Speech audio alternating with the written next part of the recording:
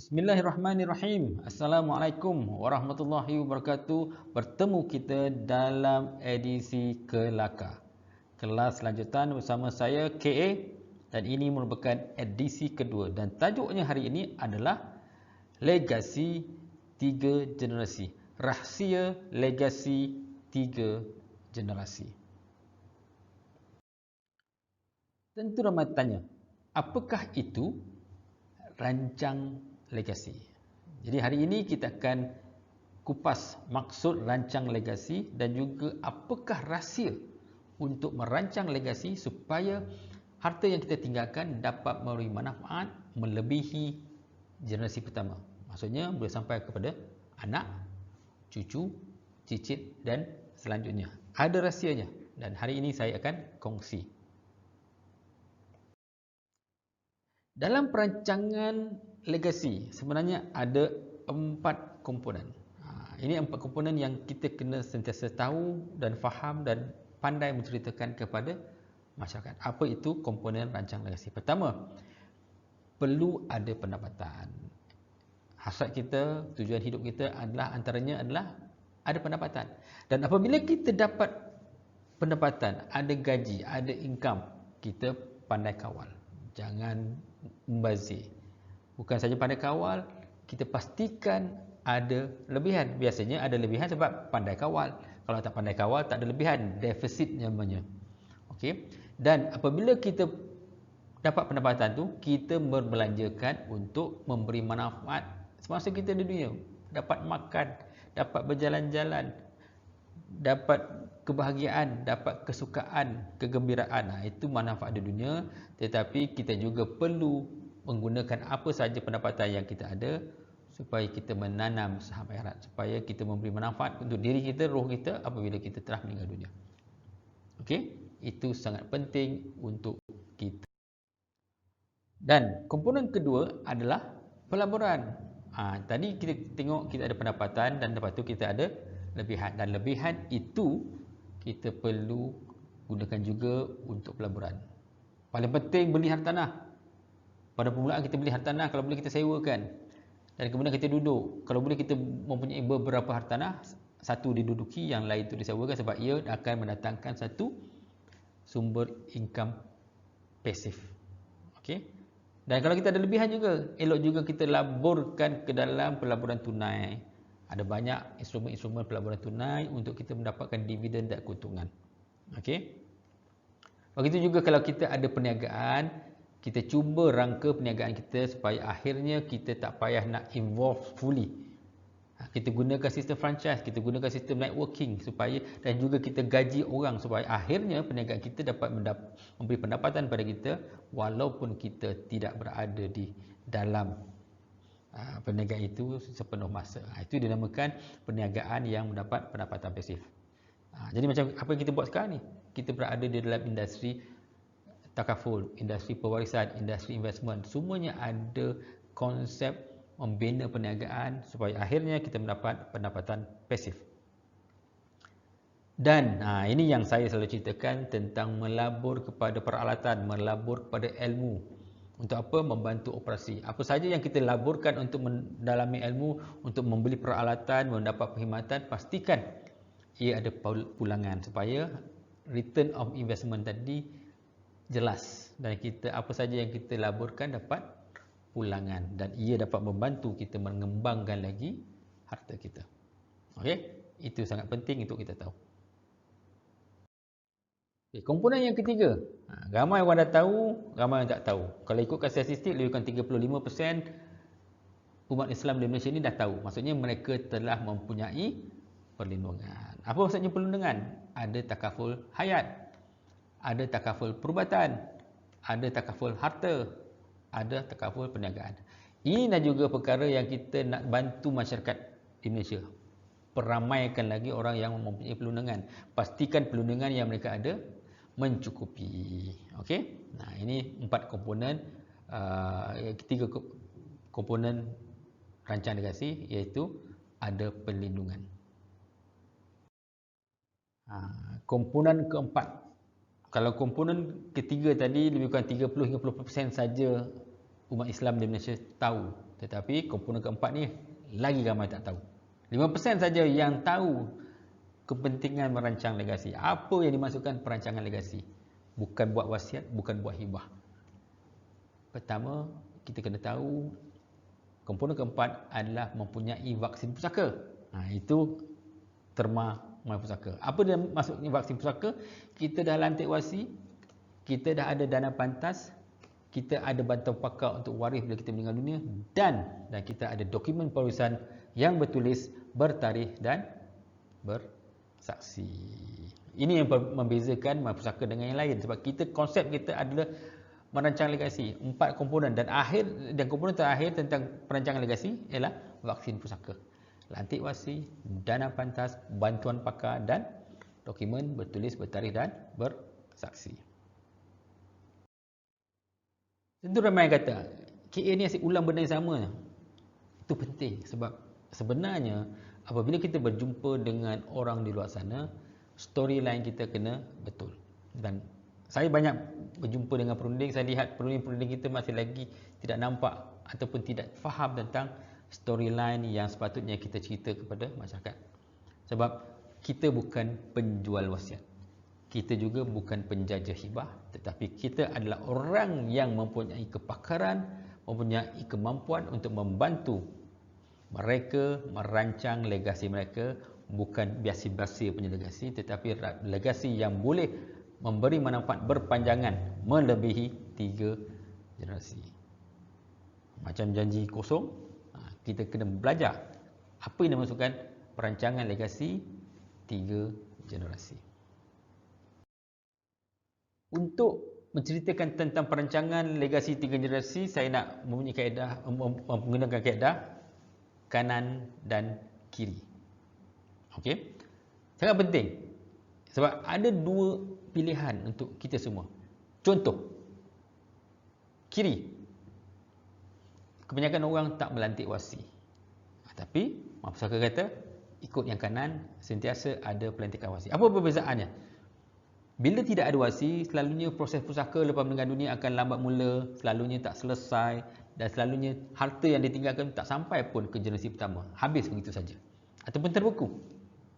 Direbeti. Macam-macam cerita lah. Okay, itu kalau orang mengambil kaedah tidak melantik wasi. Tetapi dengan melantik wasi, kebiasaannya saya selalu lihat proses pusaka cepat mula, selesai dengan baik, dan juga manfaat kepada harta-harta tadi boleh disampaikan, memberi manfaat kepada bukan saja generasi pertama, kedua, tapi sehingga ketiga dan selanjutnya. Beza kan kiri dan kanan. Lagi satu perbezaan antara kiri dan kanan. Kalau di kiri, ramai orang meninggal dunia tidak ada pusaka tunai. Yang ada rumah sebiji, 2 biji kereta.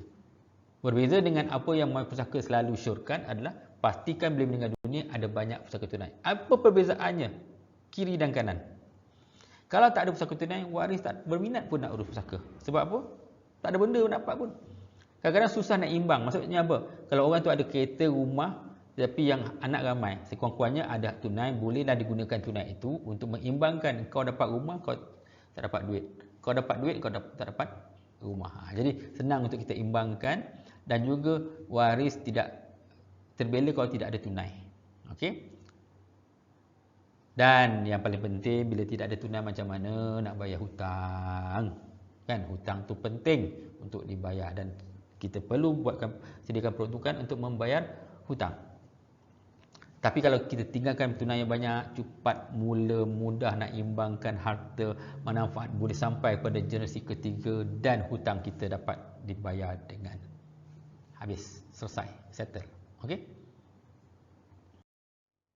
Selanjutnya, kita bezakan antara yang kiri, bila meninggal dunia, waris memandai-mandai. Dengan yang kanan, bila meninggal dunia, waris dapatkan bantuan orang yang pandai. Berbeza.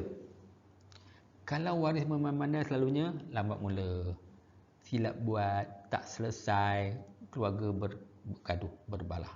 Selalu kita lihat kes-kes sebegini. Tetapi kalau meninggal dunia, waris tadi mendapatkan khidmat orang yang pandai. Apa dia? Cepat mula, selesai dengan baik, manfaat boleh sampai kepada generasi ketiga. Dan inilah storyline yang kita nak cerita kepada masyarakat. antara lainnya. Dan yang ini pula saya nak ceritakan tentang perbezaan antara tiada pesanan atau hanya membuat pesanan lisan dengan membuat dokumen bertulis, bertarikh dan bersaksi. Apa dia? Kalau hanya tinggalkan pesanan lisan, kalau tidak tinggalkan pesanan, selalunya susah nak mula. Sebab kenapa susah nak mula? Susah nak muafakat. Asyik berbincang-bincang apa pesanan arwah, kat mana harta arwah, tak tahu. Dan selalunya akan menimbulkan pelbagai masalah. Itu antara sebab mengapa ada 80 bilion harta orang mati tak selesai. Sebab inilah, tidak meninggalkan pesanan yang cantik. Berbeza dengan apa yang disyorkan oleh Imam Pusaka, buatlah dokumen bertulis, bertarikh dan bersaksi. Sebab senang mula, cepat mula, senang selesai dengan baik, dan manfaat harta-harta tadi sebab telah dirancang dengan baik akan sampai bukan saja kepada generasi pertama, tapi boleh disampaikan kepada generasi-generasi yang berikutnya. Berbeza antara yang kanan dan yang kiri. Okey? Alright.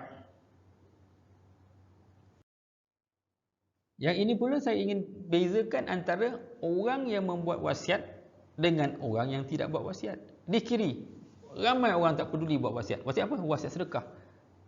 Tetapi apa yang disyorkan oleh Imam Pusaka, jangan tak buat wasiat sedekah. Sangat penting sebab nak buat wasiat sedekah ni mudah dan manfaatnya berpanjangan. Jadi kalau orang yang tak ada wasiat sedekah, maka tidak adalah saham akhirat. Tetapi orang yang membuat wasiat sedekah, simple. Saya ada tabung haji, saya dengan ini wasiatkan 1/3 atau mewakafkan 1/3 daripada baki tabung haji saya ketika saya meninggal kepada masjid, kepada surau, kepada pusat tahfiz. Inilah antara cara yang mudah untuk menanam saham akhirat. Yang ini pula tuan-tuan dan perempuan, saya tujukan kepada semua yang ketika ini merupakan perundi takaful. Saya nak tunjukkan perbezaan antara hanya buat takaful hibah sahaja, berbeza dengan buat benda yang lebih lengkap. Jadi saya katakan, tuan-tuan jangan duk promote hibah takaful saja. Sebaik-baiknya buat takaful hayat, campur dengan dokumen pewarisan, campur dengan takaful trust. Perbezaannya, sebab banyak saya lihat ramai orang buat takaful, hibah takaful, memang bila meninggal dunia duit tu sampai kepada si penerima, tapi banyak isu tak selesai. Hutang tak berbayar, antara adik-beradik masih bergaduh. Sebab apa? Mereka tak faham konsep takaful hibah itu saja. Mereka menganggap mereka dapat, dan ada perkara-perkara yang patut diselesaikan seperti membayar hutang, mengurus pusaka, membagi-bagikan dan juga menjaga kebajikan waris-waris tidak dilakukan sebab hanya ada takaful hibah. Berbanding dengan kalau kita ada takaful hayat dicampurkan dengan ada dokumen perusahaan, ada pelantikan wasi, dan dah nyatakan takaful hayat adalah merupakan salah satu dana pantas untuk digunakan urus pusaka, bayar hutang dan sara hidup waris. Ada wasiat sedekah, ada bantuan pakaian, dan ada dokumen-dokumen pewarisan yang jelas. Dan juga pampasan ini tadi dimasukkan ke dalam satu trustee yang ada dinyatakan dengan jelas kaedah-kaedah penggunaan pampasan takaful tersebut. Ianya lebih lengkap dan ia tidak berbeza sangat harganya. Itu sebabnya yang saya nak nyatakan di sini terutama sekali kepada perundi-perundi takaful, jangan hanya close hibah takaful. Gabungkan takaful hayat. Takaful hayat dengan hibah takaful simple. Hibah takaful adalah takaful hayat yang ada komponen akad hibah. Sebab takaful boleh dihibahkan atau dinyatakan penama. Kita kata sini buatlah takaful hayat berpenama dengan pewarisan, tetapi takaful hayat tadi diassignkan kepada takaful trust supaya kaedah pembahagian pengurusannya lebih teratur, pusaka lebih teratur, dan harta ini tadi boleh dimanfaatkan lebih daripada 3 generasi. Jadi ingat jangan hanya buat takaful hibah, tetapi buatlah takaful hayat campur dokumen pewarisan. Senangnya, paling tidak maikatan ataupun warisan asas ataupun warisan, kalau tidak pun kasih asas ataupun kasih, cukup digabungkan dengan takaful hayat. Dan jika takaful hayat itu melebihi 500,000, campur dengan takaful trust. Nanti boleh belajar dengan Tuan Bahar apa itu takaful trust. Inilah tuan-tuan dan puan, perbezaan antara meninggal dengan pusaka tunai yang sedikit dengan meninggal dengan pusaka tunai yang banyak. Saya lihat kadang-kadang perlu jadi engineer atau pengurus besar Petronas barulah kita meninggal dunia ada pusaka tunai yang banyak. Tapi sebenarnya tak perlu. Kalau kita dari muda kita mengambil takaful hayat 1 juta, kalau kita meninggal pun walaupun kita kerani, walaupun kita tukang rumah, tetapi tetap kita boleh meninggalkan pampasan 1 juta. Tak ramai orang yang kerja besar yang tidak buat perancangan boleh meninggal dunia dengan ada 1 juta tunai ditinggalkan kepada keluarga. Tetapi kalau kita bantu masyarakat peka tentang takaful hayat, maka mereka boleh meninggal dengan pusaka tunai yang banyak. Sebab apa? Berbeza. Kalau orang yang tak ada pusaka tunai yang banyak, dia tidak dapat memberi manfaat menyeluruh kepada warisnya. Tak dapat memberi manfaat yang baik kepada rohnya. Berbeza dengan orang yang ada takaful hayat yang banyak, dia mempunyai cukup harta yang ditinggalkan untuk memberi manfaat yang baik kepada waris-warisnya. Dan juga cukup untuk tabung legasi keluarga. Nanti saya ceritakan apa itu tabung legasi keluarga. Ini yang paling penting untuk tuan-tuan faham. Antara perkara yang kita nak bantu masyarakat supaya kalau meninggal dunia, biarlah meninggal dunia dengan tunai yang banyak. Dan dengan tunai yang banyak itu, kita boleh bantu dia mempunyai tabung legasi sekurang-kurangnya 400,000. Kalau contohnya dia dah masih hidup lagi, dia dah ada takaful 1 juta, kita juga nasihatkan dia supaya siap ambil 400,000 tadi, diletakkan sebagai satu tabung dinamakan tabung legasi. Apakah tabung legasi? Ada satu nilai lebih kurang RM400,000, kalau lebih banyak lebih bagus. Diletakkan di dalam satu instrumen yang selamat, yang boleh memberi pulangan antara 5 hingga 7%. Kalau dapat 8% lagi bagus. Okey. Apa gunanya? Kita lihat perbezaan. Kalau tidak ada tabung legasi, tak dapat memberi manfaat menyeluruh kepada waris. Tetapi kalau ada tabung legasi ini, kita dapat pastikan dividen ini tadi dapat memberi perlindungan takaful kepada anak-anak, perlindungan takaful keperubatan kepada anak-anak cucu cicit, tabung pendidikan untuk anak cucu cicit. Dan hanya dengan 400,000 ini kita dapat memanjangkan manfaat sipolan ini tadi kepada cucu, cicit dan seterusnya. Ini perlu disiplin dan ini perlu kita Penerimaan pusaka menerangkan, tuan ada duit 1 juta, jangan joli simpan 400,000. Tuan masih muda, ambil takaful 1 juta. Bila meninggal dunia, dapat dah meninggalkan 400,000 sebagai tabung legasi. Dan ingat storyline penerimaan pusaka, kita bukan jual wasiat sahaja, kita bukan jaja hibah sahaja. Kita sebenarnya kita mempunyai kemampuan untuk membantu membuat perancangan legasi 3 generasi. Faham itu? Dan kita mempunyai kemampuan, kita mempunyai kepakaran untuk membantu orang meningkatkan pendapatan, mengawal pendapatan, ada lebihan, buat pelaburan yang betul dan lindungi nyawa, lindungi kesihatan, lindungi harta dan membuat perancangan dengan vaksin pusaka.